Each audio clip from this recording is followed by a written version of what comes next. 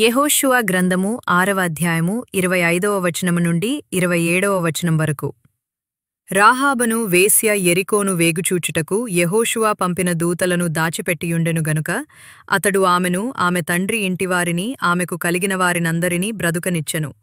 ఆమె నేటివరకు ఇశ్రాయేలీయుల మధ్య నివసించుచున్నది.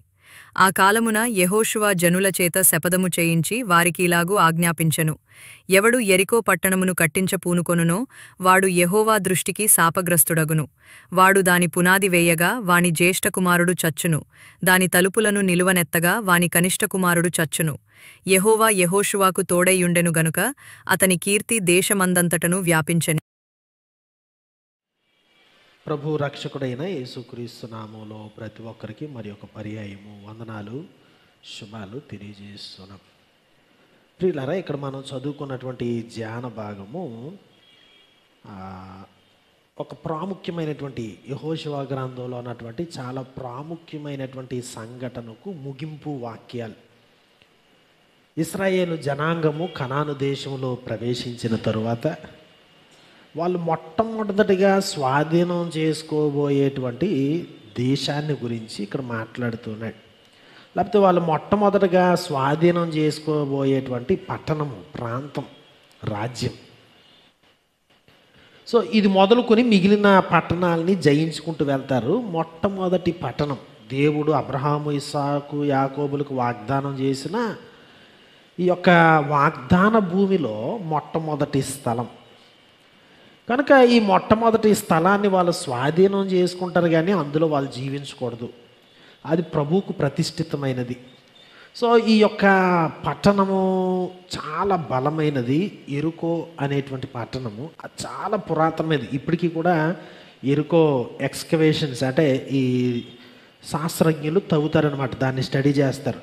అట్లాగా ఈ ఎక్స్కవేషన్స్ చేసినప్పుడు రకరకాల గోడలు కనిపిస్తాయి. ప్రపంచంలోనే అత్యంత పురాతనమైనటువంటి గోడలు అక్కడ ఉన్నాయి. అంటే చాలా ఓల్డ్ సిటీ అనమాట. అంటే యెహోషువ దాన్ని జయించక మునుపే ఇంకా చాలా లేయర్స్లో క్రింద ఈ గోడలు ఉన్నాయి. ఆ రోజుల్లోనే చాలా పురాతనమైన పట్టణం, చాలా ఉన్నతమైనటువంటి సివిలైజేషన్, చాలా ఉన్నతమైనటువంటి నాగరికత కలిగినటువంటి పట్టణం. చాలా ఆస్తి ఉంది, ధనం ఉంది, ఎప్పటి నుంచో ఉన్నది కనుక వాళ్ళు పాలన చేసుకోవడానికి కావాల్సినటువంటి వ్యవస్థలు ఇవన్నీ కూడా చాలా పక్కాగా పకడ్బందీగా ఉండడం వలన ఆర్థికంగా, సాంఘికంగా అన్ని విధాలుగాను కూడా చాలా ఉన్నతమైనటువంటి రీతిలో ఆ రోజుల్లో కనాను దేశంలో విరాసిల్లుతున్నటువంటి పట్టణం.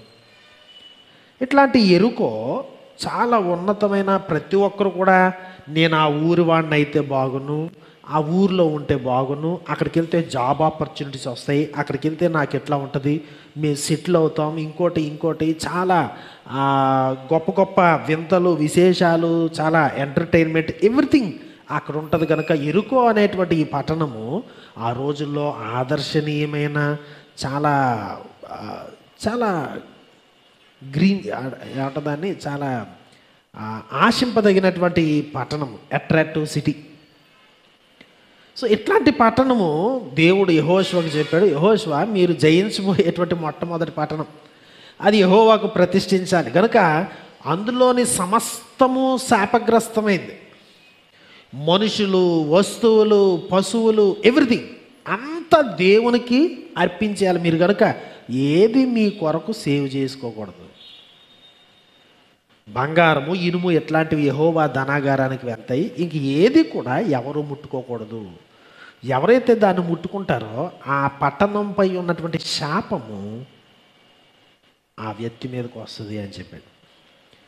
సో కాబట్టి ఇశ్రాయేలీలు బయలుదేరారు, కానీ అది చాలా ప్రాచీనమైన పట్టణం. ఎవరు ఆ గోడలు బద్దలు కొట్టలేరు, ఎవరు వాళ్ళని జయించలేరు. వీళ్ళకి సైన్యం అయితే ఉంది, కానీ యుద్ధాలు, తంత్రాలు, ఇవన్నీ వ్యూహాలు ఏమీ లేవు. కనాను దేశము, కొత్త ఆహారము, కొత్త వాతావరణము, వాళ్ళ మీదకి వీళ్ళేం యుద్ధానికి వెళ్తారు. ఎప్పటి నుంచో వందల సంవత్సరాలుగా ఎస్టాబ్లిష్ అయిన వారిని ఇప్పుడు వచ్చినటువంటి కుర్రకొంకలు లాంటి ఇశ్రాయేలీలు ఏమి చేయగలరు? ఏం చేయలేరు.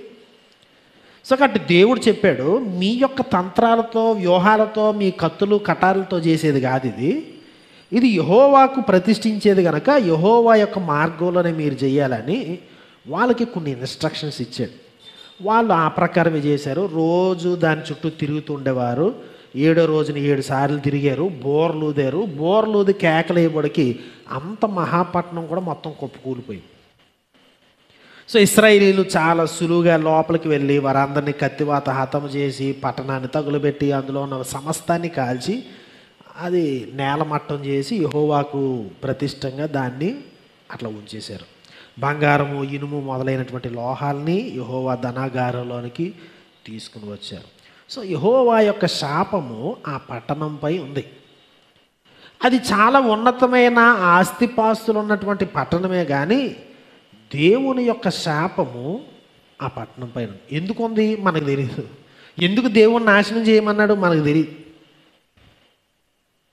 సో చాలా నాగరికత, చాలా ఉన్నతమైనటువంటి ప్రాచీనత ఇవన్నీ ఉన్నాయి. అనేక మంది ప్రపంచవ్యాప్తంగా కన్నులు ఆ పట్టణంపై ఉన్నాయి. అక్కడ జీవించాలనుకుంటున్నారు, అక్కడి నుంచి లబ్ధి పొందాలనుకున్నారు. కానీ దేవుడు చెప్పాడు, మీరు దాన్ని కాల్చేయండి, అది శాపగ్రస్తమైనది, మీకు దాన్ని వదిలేయండి అని చెప్పాడు. రీజన్స్ మనకు అనవసరం, కానీ వాళ్ళు ఏం చేయాలంటే కాల్చాలి. దానిలో ఏది వీళ్ళ ఇంట్లోనికి తీసుకుని రాకూడదు. అది శాపగ్రస్తమైనది. ఇట్లాంటి పట్టణం విషయంలో 3 వ్యక్తుల యొక్క స్పందన మనం ఇక్కడ చూస్తాం. 25వ వచనం చదువుతున్నాం చూడండి. యెహోషువ గ్రంథం 6వ అధ్యాయము 25వ వచనం. రాహాబను వేశ్య యెరికోను వేగుచూచుటకు యెహోషువ పంపిన దూతలను దాచిపెట్టి ఉండెను గనుక అతడు ఆమెను, ఆమె తండ్రి ఇంటి వారిని, ఆమెకు కలిగిన వారిని అందరినీ బ్రతుకనిచ్చెను. ఆమె నేటి వరకు ఇశ్రాయేలీల మధ్య నివసించుచున్నది. ఇంత శాపగ్రస్తమైనటువంటి ఈ పట్టణము నుండి ఈవెన్ అక్కడ ఉన్నటువంటి లోహాన్ని కూడా ఇంట్లోకి తెచ్చి పెట్టుకోలేనంత శాపగ్రస్తం అది. ఏ పశువు, ఏ పిట్ట కూడా అందులో నుంచి తీసుకుని వచ్చి వీళ్ళు పెంచుకోలేనంత శాపగ్రస్తమైన పట్టణం అది. మొత్తం కాల్చిపారేయాలి, మొత్తం కత్తివాత హతం చేయాలి. ఏది, ఏ బల్ల, ఏ కూజ, ఏది ప్రతిదీ కూడా శాపగ్రస్తమైనది. అందులో ఉన్న మనుషులు శాపగ్రస్తమైన వారు, అందులో ఉన్న పిల్లలు శాపగ్రస్తమైన వారు. కానీ దేవుడు ఆ యొక్క పట్టణంలో ఉన్నటువంటి హీనమైన స్థితిలో ఉన్నటువంటి ప్రొఫెషనల్ ఏదండి వేశ్య, ఒక వేశ్యను, ఆమె కుటుంబాన్ని ఆయన స్పేర్ చేశారు. ఇది ఆశ్చర్యం. శాపగ్రస్తమైనటువంటి ప్రాంతము నుండి స్పేర్ చేయబడిన ఏకైక జీవులు ఎవరైనా ఉన్నట్లయితే రాహాబు, ఆమె తండ్రి ఇంటి వారు. వేశ్య. ఈవెన్ ఆమె రక్షించబడిన తరువాత కూడా ఇక్కడ కూడా మళ్ళీ చెప్తూ ఉన్నాడు చివరిగా 25వ వచనంలో, రాహాబను వేశ్య. క్రొత్త నిబంధనలో పదే ఇంకొరకు రాయబడింది. యేసుక్రీస్తు వంశావళిలో కానీ, యాకోబు పత్రికలో కానీ, హెబ్రీ పత్రిక 11వ అధ్యాయంలో కానీ పదే ఆమె గురించి రాయబడింది. ఏంటంటే హెబ్రీ పత్రికలో కానీ 11వ అధ్యాయము, యాకోబు పత్రికలో కానీ రాహాబను వేశ్య. ఆమె గతం మర్చిపోబడలేదు, కానీ అట్ ది సేమ్ టైం ఆమె శాపము నుండి, పాపము నుండి, ప్రమాదము నుండి దేవుడు తప్పించాడు. ఎందుకు? ఆమె యెహోషువ పంపిన దూతలను దాచిపెట్టింది. క్రొత్త నిబంధనలు అన్నారు ఆమె విశ్వాసముతో ఈ పని చేసింది. విశ్వాసముతో, దేవుని యందలి భయభక్తులతో శాపము నుండి తప్పించుకోబడింది. తను బ్రతికింది, తన కుటుంబం బ్రతికింది అనేటువంటి విషయాన్ని మనం మర్చిపోకూడదు. దేవుడు ఇక్కడ ఉండొద్దు, ఇది శాపము, ఇది ప్రమాదము అని చెప్పినప్పుడు తప్పించుకోవాలి. ఎట్లా తప్పించుకుంటాం? విశ్వాసంతో. ప్రభువునందలి విశ్వాసంతో మాత్రమే మనం తప్పించుకోగలం. ఎప్పుడైతే విశ్వాసము మన జీవితాల్లో పనిచేస్తుందో, ఈ శాపగ్రస్తమైన మన బ్రతుకులు నాశనానికి జోగుచున్నటువంటి మన బ్రతుకులు ఆశీర్వదించబడతాయి. కుటుంబము ఆశీర్వదించబడుతుంది. ఇక్కడ రాయబడిన విషయాలు ఏంటంటే, ఆమె నేటి వరకు ఇశ్రాయేలీల మధ్య ఉన్నది అన్నాడు. పాలెము వెలుపులుగా జీవించాలి, కానీ ఆమె కుటుంబం బహుశా ఇశ్రాయేలీలు కాదు కనుక పాలెం వెలుపులు జీవించవచ్చు, కానీ ఆమె ఇశ్రాయేలీల మధ్య జీవించుతున్నది. యెహోషువ గ్రంథం రాసే సమయానికి కూడా ఇశ్రాయేలీల మధ్య ఆమె జీవిస్తుంది. సో మనకి తర్వాత స్టోరీ తెలుసు ఏంటి, ఆమె ఇశ్రాయేలీని వివాహం చేసుకుంది, బిడ్డలను కనది. ఆ బిడ్డల్లో నుంచి దావీదు వచ్చాడు, బోయజ్ వచ్చాడు, దావీదు వచ్చాడు. ఆ బిడ్డలో నుంచి ఏంటి, సొలొమోను వచ్చాడు. ఆ బిడ్డల్లో నుంచి ప్రభు అయిన యేసుక్రీస్తు వారు వచ్చారు. ఆమె నేటి వరకు ఇశ్రాయేలీల మధ్య జీవించుచున్నది. చాలా ఇంకా శాపము, నరకము, పాపము అనేదానికి నిర్వచనంగా ఉన్నటువంటి యెరికోలో ఒక వేశ్య, ఆ పాపానికి పరాకాష్ఠగా ఉన్నటువంటి వేశ్యావృత్తిలో ఉన్నటువంటి ఈమె జస్ట్ విశ్వాసంతో యేసుక్రీస్తు వారి వంశావళిలో స్థానాన్ని ఆమె సంపాదించుకోగలిగింది. ఉజ్వల భవిష్యత్తు ఇవ్వబడింది. ఎక్కడ శాపము, ఎక్కడ హేయమైనది, ఎక్కడ ఇశ్రాయేలీల మధ్య జీవించడం, ఇశ్రాయేలీలను ఏలబోయేవాడు ఈమెలో నుంచి రావడం, ప్రపంచం అంతటికీ ఆశీర్వాదకరమైనటువంటి ప్రభు అయిన యేసుక్రీస్తు వారు ఈమెలో నుంచి రావడం.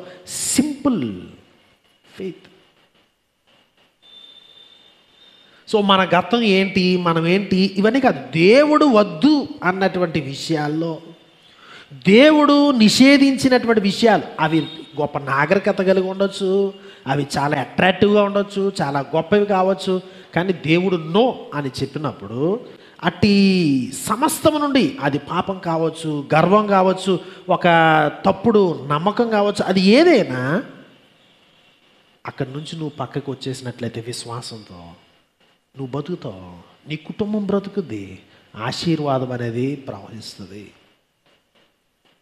అందులోంచి తప్పించుకోవడానికి ఆస్కారం లేదు, కానీ విశ్వాసం ఒక్కటే నిన్ను బ్రతికిస్తుంది. ఎరుకో పట్టణం నుంచి ఈమె కుటుంబం ఒక్కటే స్పేర్ చేయబడింది అనే విషయాన్ని గమనించాలి.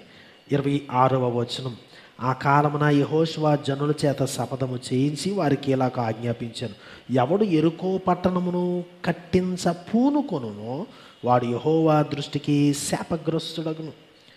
వాడు దాని పునాది వేయగా వాని జ్యేష్ఠ కుమారుడు చచ్చును, దాని తలుపులను నిలువనెత్తగా వాని కనిష్ఠ కుమారుడు చచ్చును. చాలా ఘాటైనటువంటి మాటలు ఇవి.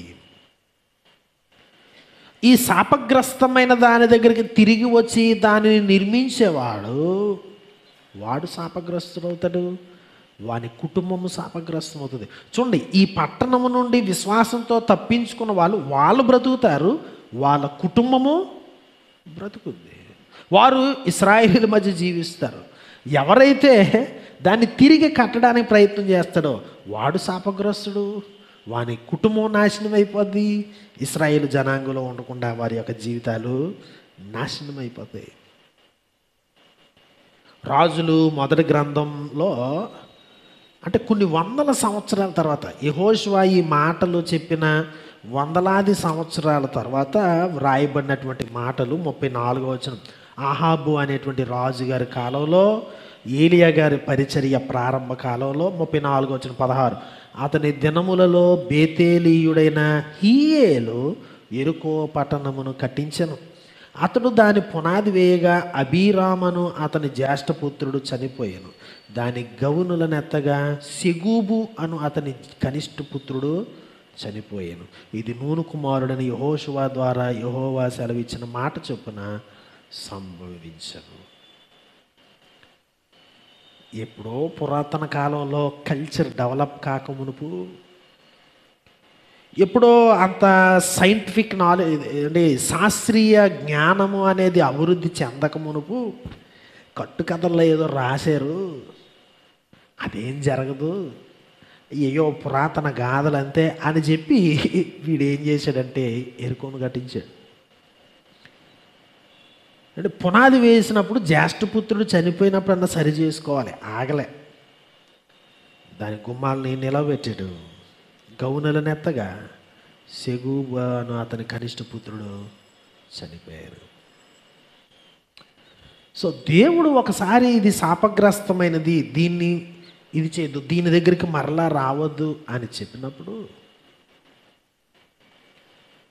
వెళ్ళిపోవాలి అక్కడి నుంచి, అంతే. దాన్ని తిరిగి లేవనెత్తడానికి ఇట్లాంటివి చేస్తే యెహోవా దృష్టికి శాపగ్రస్తుడు. ఏంటి, ఈ కుటుంబం నాశనం అయిపోద్ది. అది చాలా ప్రమాదకరమైనటువంటి విషయము అనేటువంటి దాన్ని మనము గమనించాలి.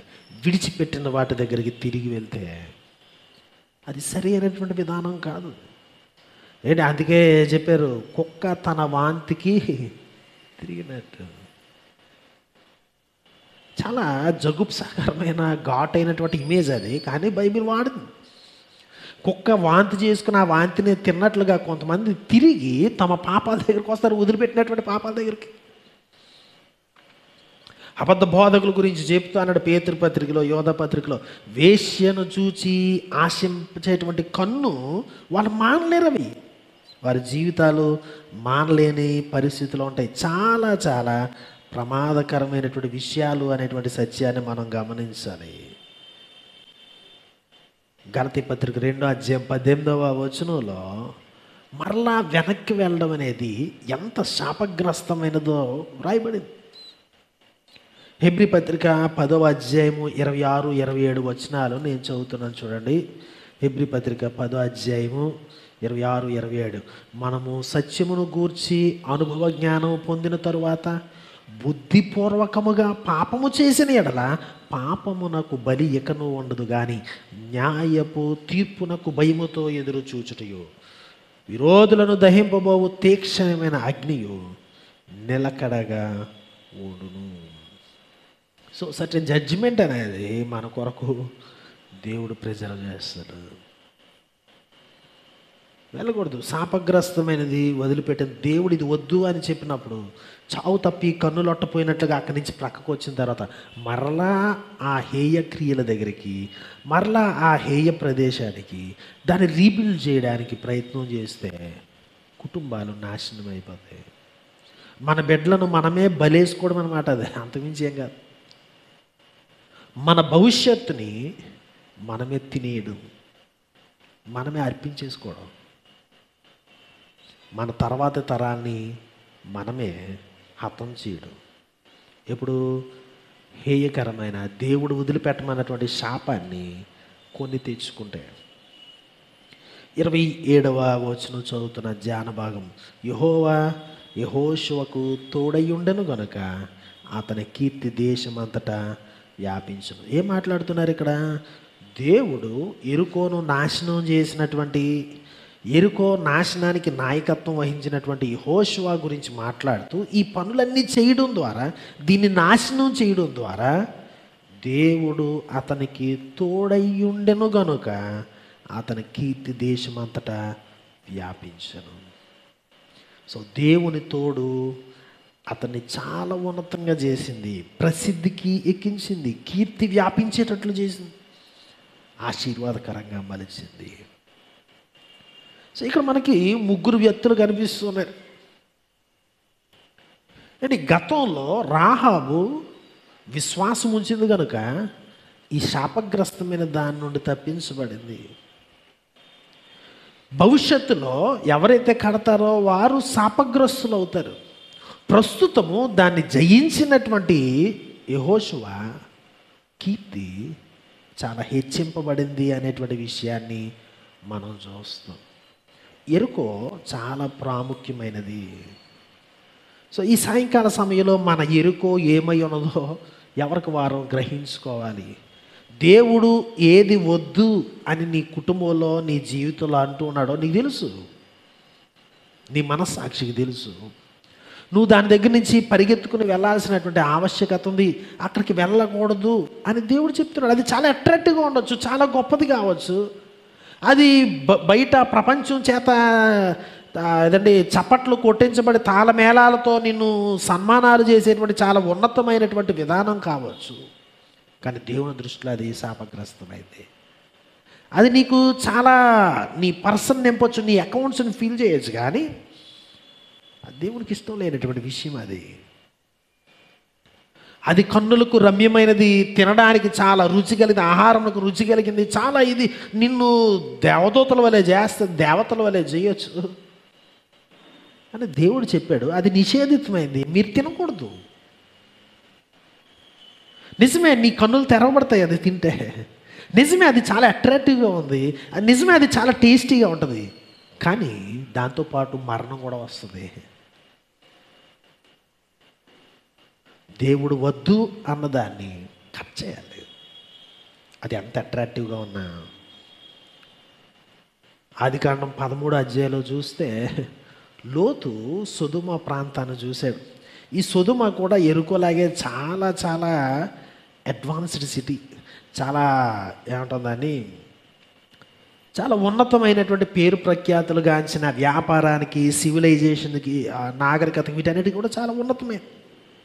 10వ వచనం చదువుతున్నాను, 13వ అధ్యాయం 10వ వచనం. లోతు తన కనులెత్తి యోర్దాను ప్రాంతం అంతటిని చూచెను. యెహోవా సొదొమ గొమొర్రా అను పట్టణములను నాశనము చేయకమునుపు సోయరుకు వచ్చు వరకు అదంతయు యెహోవా తోట వలెను, ఐగుప్తు దేశము వలెను నీళ్లు పారు దేశమై ఉండెను. కాబట్టి లోతు తనకు యోర్దాను ప్రాంతం అంతటిని ఏర్పరచుకొని. చాలా విచారకరమైన విషయం. ఎందుకంటే దేవుని శాపం అక్కడ ఉంది. వాళ్ళు భయభక్తులు కలిగి లేరు, వారు నిర్విచారమైనటువంటి స్థితిలో ఉన్నారు. వారి యొక్క సుఖస్థితి ఎక్కువైపోయింది. వాళ్ళు బీదలను ఏమాత్రము కనికరించినటువంటి పరిస్థితి. అనాథల ఎల్లా, దిక్కులేని వారి ఎల్లా నిర్విచారమైనటువంటి స్థితిలో ఉన్నారు కనుక అది వాళ్ళ యొక్క పాపం. సొదొమ గొమొర్రాల యొక్క పాపం ఏంటంటే ప్రవక్తలు తర్వాత చెప్పారు యెహెజ్కేలు గ్రంథం 16వ అధ్యాయంలో, నిర్విచారమైన స్థితి. వారికి సంపద ఎక్కువయ్యి, తినడానికి ఎక్కువయ్యి, 5 ఏళ్ళు అన్ని పూట్ల నోట్లోకి వెళ్ళి నిర్విచారమైనటువంటి స్థితి. లోతు ఆ ఆకర్షణీయమైనటువంటి యెహోవా తోట వలె ఉన్నటువంటి దాన్ని ఎంచుకున్నాడు తప్ప అక్కడ శాపం ఉంది, పాపం ఉంది, ఇబ్బంది ఉంది అనే విషయాన్ని మర్చిపోయాడు. అబ్రహాము ఒకసారి చెరలోకి వెళ్ళిపోయిన తర్వాత విడిపించాడు, కానీ మళ్ళీ వెళ్ళి అక్కడే ఉన్నాడు. మళ్ళీ ఆ పట్టణాలకి నాయకుడు అయిపోయాడు. తర్వాత అబ్రహాం పేరుని బట్టి అయిపోయాడో ఏదో మనకు తెలియదు. మళ్ళీ శాపం వచ్చింది. ఏమైంది? భార్యను పోగొట్టుకున్నాడు, బిడ్డల యొక్క భవిష్యత్తును పోగొట్టుకున్నాడు, తన యొక్క రెప్యుటేషన్ పోగొట్టుకున్నాడు. అంత నాశనమే.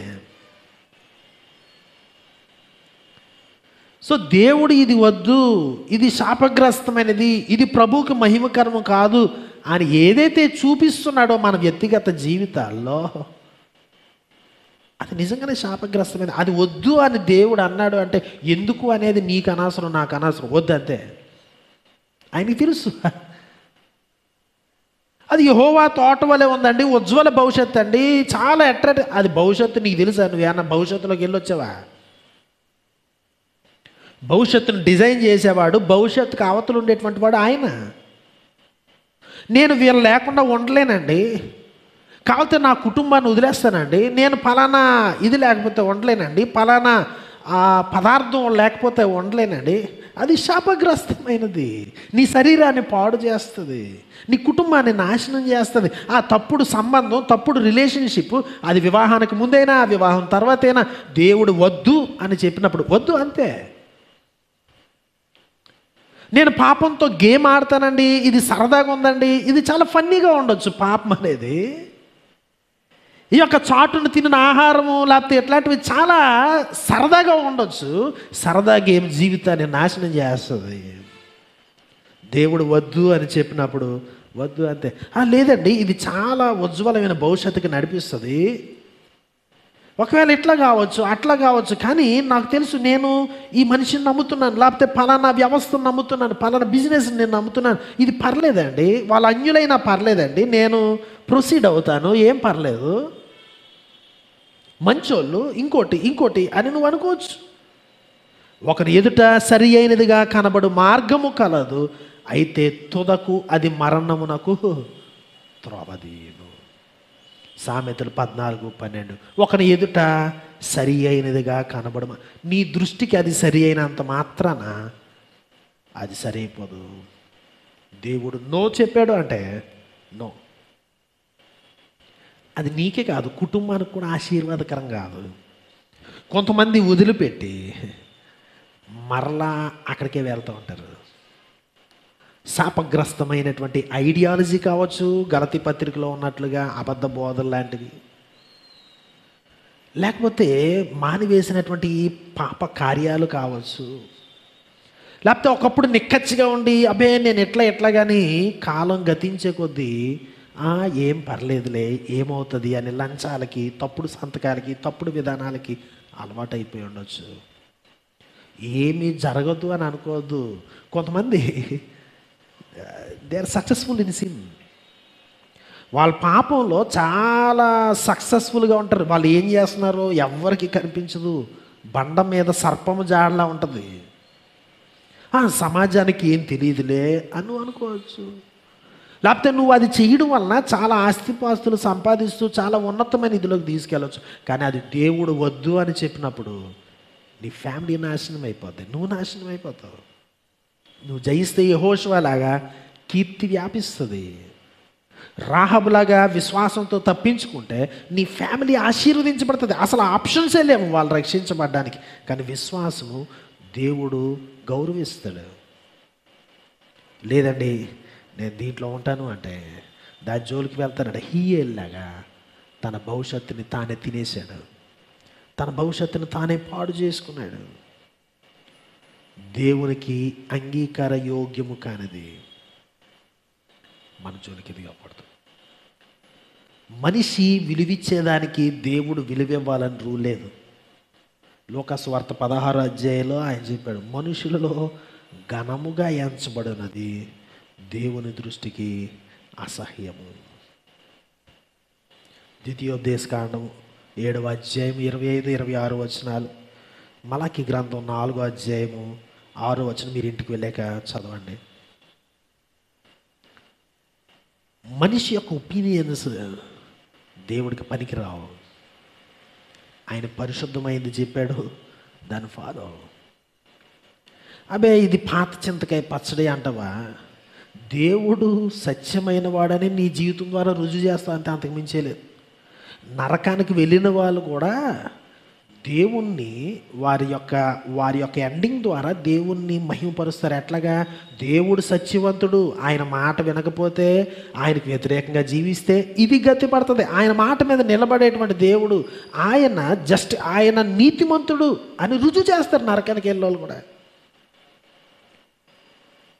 దేవునితో ఆటలు మంచిది కాదు, పాపముతో ఆటలు మంచిది కాదు, శాపగ్రస్తము హేయమైన వాటితో ఆటలు మంచివి కాదు. అవి చాలా అట్రాక్టివ్గా ఉన్నా, చాలా భోగాన్ని తీసుకొచ్చినా, చాలా ఆస్తిని తీసుకొచ్చినా, చాలా ప్రఖ్యాతిని పరువును తీసుకొచ్చినా దేవునితో గేమ్స్ మంచిది కాదు. అరే ఇది కల్చర్ అండి, ఇది కల్చర్, ఇది అందరికీ ఓకే, ఇది అందరికీ ఓకే అయితే దేవునికి ఓకే కాదుగా. సమాజం అంతటికి అంగీకారమైనంత మాత్రాన దేవునికి అంగీకారమైనది అవ్వాల్సిన పనిలే.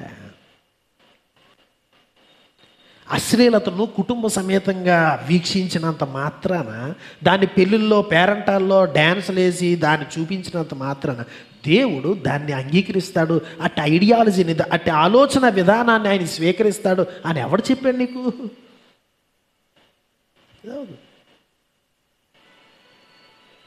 మనం ఏమి విత్తుతున్నామో, దేన్ని ఎంటర్టైన్మెంట్గా చూస్తున్నామో అది కుటుంబాన్ని నాశనం చేస్తుంది. అది హేయమైనది, అది హేయమైనది. ఆయన హేయమైనది అని చెప్పినప్పుడు హేయమైనది అంతే, అది ఐడియాలజీ. సో హ్యూమన్ సెక్షువాలిటీని, వీటన్నిటిని మనం సెలబ్రేట్ చేసుకునేటువంటి విధానము, వివాహాల్లో వీటిల్లో వాటిల్లో అంటవా మావా అని ఇట్లా చేస్తే అదేమన్నా దేవుడు సమాజం అంగీకరించినంత మాత్రాన, అందరూ చప్పట్లు కొట్టినంత మాత్రాన దేవుడు ఒప్పుకుంటాడు అనుకోవడం వెర్రితనం. అది ఈ రోజున క్రైస్తవ సమాజం పైన శాపము వేలాడుతున్నది, మరణం వేలాడుతుంది. అదేం మాకు కనబడట్లేదండి, బాగానే ఉంది. జీవిత చరిత్రలో చూడండి, ఒకసారి చరిత్రలోకి వెళ్ళండి, మనుషుల యొక్క గతాలు స్టడీ చేయండి. దేవుడు ఆయన న్యాయవంతుడని రుజువు చేశాడో లేదో. ఇది కాదు అన్నప్పుడు మేము అవును అంటే ఏమవుతుందో ఒకసారి చూడండి జీవితాన్ని. మన చుట్టూ మనం చూస్తూ ఉంటాం. దేవుడు న్యాయవంతుడు.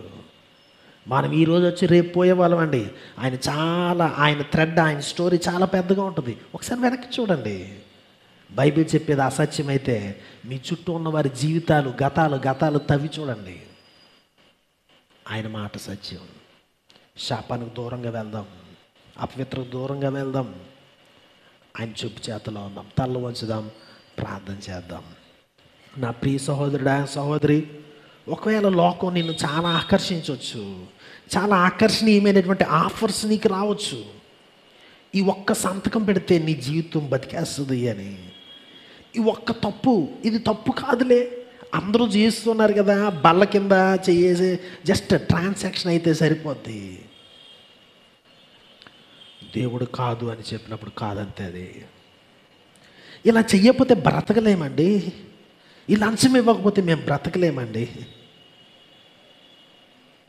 దేవుడి కంటే జ్ఞానివా నువ్వు? దేవుని కంటే జ్ఞానివా నువ్వు? నాడు గోడల మధ్య ఉండాల్సినటువంటి విషయాన్ని దేవుడు డిజైన్ చేసినప్పుడు దేవుడికి బుద్ధి లేదు, దేవుడికి తెలియదు అనే 4 గోడల నుంచి బయటికి తీసుకొస్తే నువ్వేం తెలివైనోడు అనుకుంటున్నావా? తెలివైన దాని అనుకుంటున్నావా? మనుషుడు ఏం విత్తునో ఆ పంటను కోస్తాడు. ఎరుకో నుంచి పారిపోదాం, విశ్వాసంతో బ్రతుకుదాం, ఎరుకోను జయిద్దాం. ప్రేమ నమ్మిక కలిగిన మా తండ్రి, మా కుటుంబాలు ఆశీర్వదించబడాలని, మేము జీవించాలని, మా కీర్తి ప్రసిద్ధం కావాలని, మీ చిత్తానుసారమైన రీతిలో బ్రతకాలని మీరు మమ్మల్ని రక్షించారు. నీకు స్తోత్రాలు. మేము చాలాసార్లు ఎరుకోలని మేము ఎంటర్టైన్ చేస్తున్నాం.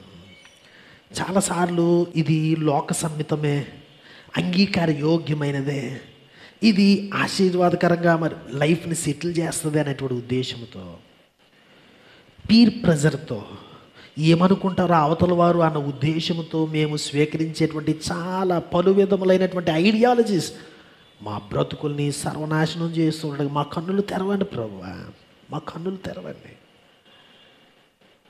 హవ్వమ్మ గారు మరణాన్ని తెచ్చినట్లుగా, లోతు తన యొక్క కుటుంబాన్ని పోగొట్టుకున్నట్లుగా, హీయేలు తన భవిష్యత్తుని, తన బిడ్డల్ని బలేసుకున్నట్లుగా, ఈ రోజున మేము ఒకవేళ తేడాగా బిహేవ్ చేస్తున్నట్లయితే మమ్మల్ని గద్దించండి ప్రభువా. ఆలస్యం కాకమునిపే విశ్వాసంతో తప్పించుకోవడానికి, నీ పద్ధతుల్లో ఎరుకోను జయించడానికి మాకు అందరికీ సహాయం చేయండి. కృప చూపండి ప్రభువా. ఈ ఒత్తుల్ని అధిగమించడానికి మాకు సహాయం చేయండి. పరిశుద్ధతలో, నీ మార్గాల్లో, నీ విధానాల్లో, నీ మాటలో మేము బ్రతకడానికి, ఈ లోకానికి నీ వెలుగును చూపించడానికి సహాయం చేయండి. యేసు పరిశుద్ధ నామములో ప్రార్థిస్తున్నాం తండ్రి.